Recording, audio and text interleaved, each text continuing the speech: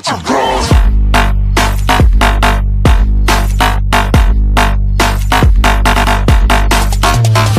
Guys and welcome back to comic book universe. Subscribe करिए इस channel को, request करिए अपनी फेवरेट कॉमिक बुक। तो चलिए शुरू करते हैं। मेरा नाम है ब्रूस बैनर और ये हफ्ते मैं सबसे अच्छे से सोया हूँ जब से कि उस गामा बॉम्ब ने मुझे हल्क में कन्वर्ट कर दिया था।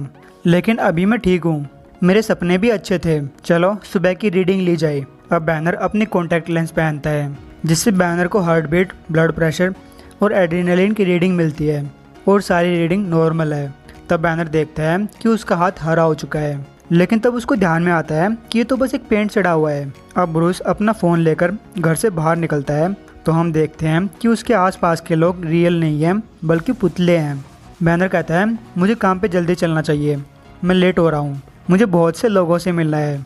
तो गाइज बैनर जिस टाउन में है वो एक न्यूक्लियर टेस्टिंग साइट है, इसलिए यहाँ पे कोई नहीं रहता और सिर्फ पुतले खड़े किए गए हैं। अब बैनर मैट मर्डोक को कॉल लगा के कहता है, हे मैं बोल रहा हूँ, अब तक मैं ठीक हूँ। शील्ड डील के अकॉर्डिंग काम कर रही है, वो मेरी लैब के लिए फंड देते हैं और हल्क को एक वेपन की तरह यूज़ करने लगे हैं, ना कि हल्क को बाहर फेंक कर अपनी जिम्मेदारियों से पलड़ा झाड़ने की बजाय। डायरेक्टर हिल चाहती है कि हल्क इनोसेंट लोगों से जितना दूर रह सके बढ़िया रहेगा। उन्होंने न्यूक्लियर टेस्टिंग घोस्ट टाउन में एक घर और एक अंडरग्राउंड लैब को ठीक करवाया है।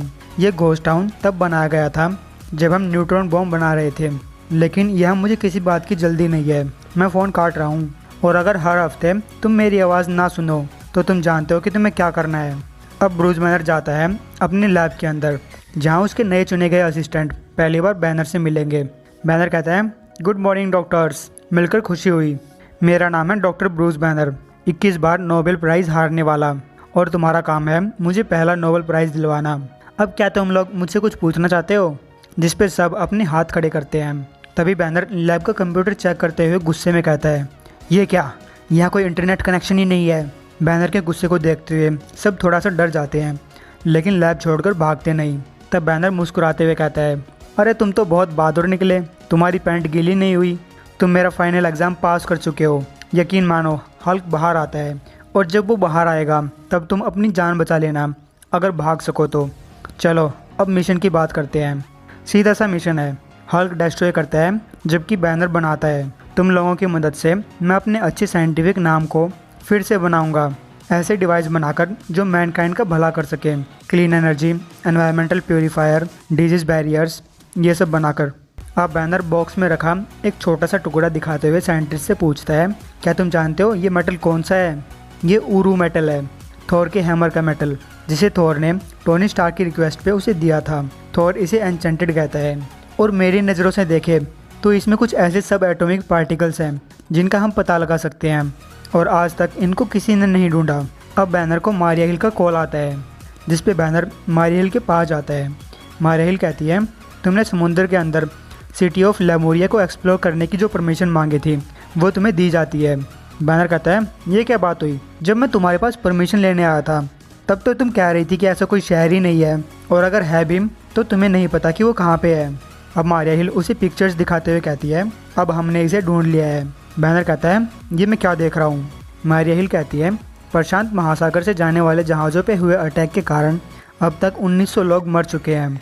रिसर्च के अकॉर्डिंग ये सारे क्रिएचर्स जिन्होंने जहाज़ों पे अटैक किया है ये लेमोरिया के कहानियों से मिलते जुलते हैं। और जब हमने समुद्र के अंदर कम्युनिकेशन डिवाइसेस का यूज़ करके ये पता लगाने की कोशिश की कि इन क्रिएचर्स को कौन कंट्रोल कर रहा है तो वह है अटलांटियन वारलॉर्ड अटूमा। हम अब भी नहीं जानते कि लेमोरिया क्या है या इसके अंदर क्या है, लेकिन अटूमा ने उस शहर पर कंट्रोल कर लिया है और उसका यूज़ करके प्रशांत महासागर का इकलौता मालिक बनना चाहता है। हर कोई इसे समुद्री गद्दाफी कह रहा है जिसके पास एक खतरनाक आर्मी है, सब कुछ खत्म करने वाले वेपन्स हैं और खुद एक मिशन है। बैनर कहता है, तब तो हमें इस काम में हल्क की ज़रूरत पड़ेगी। मारियल कहती है कि शील्ड के पास पानी से नीचे लड़ने की टेक्नोलॉजी नहीं है, लेकिन अपना सूट पहन लो क्योंकि हमारे चाइनीज़ दोस्तों के पास वो टेक्नोलॉजी है। वो पानी के अंदर चलने वाला एक हेली कैरियर बना रहे हैं और उसे ड्रेडनोट का नाम दिया है। और तब हमें दिखाया जाता है वो हेली कैरियर। अगले हफ्ते ब्रूस बैनर पहुंच जाता है ड्रेडनोट के अंदर।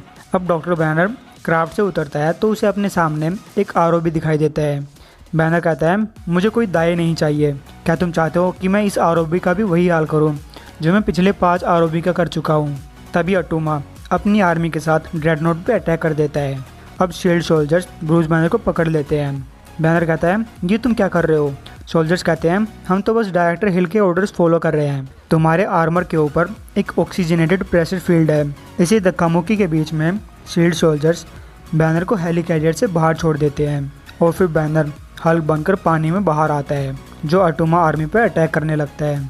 अटोमा कहता है ये तो एक जीता जागता मॉन्स्टर है जो कि इस अर्थ का सबसे ताकतवर क्रिएचर है।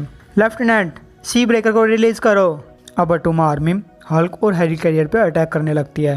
उधर हल्क सी ब्रेकर के आर पार उसे डिस्ट्रॉय करता हुआ निकल जाता है। तब जमीन के अंदर से बड़े बड़े टेंटिकल्स आकर हल्क को पकड़ लेते हैं। अटोमा हल्क से कहता है तुम चालाक बंदर, तुम्हारी लोहे वाली वेल मछली तुम्हें छोड़कर भाग चुकी है। तुम्हारे सैनिक सही सलामत हैं, लेकिन अब उनको पता चल गया होगा कि ओशन के अंदर कौन राज करता है और तुम्हें भी।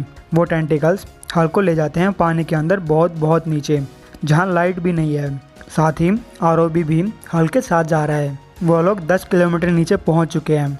अब आरओबी कहता है डॉक्टर प्लीज़ अपने आप को फ्री करने की कोशिश करो। पानी का प्रेशर 8 टन पर स्क्वायर इंच बढ़ चुका है। तुम्हारा आर्मर इतनी फोर्स को सहन नहीं कर सकता।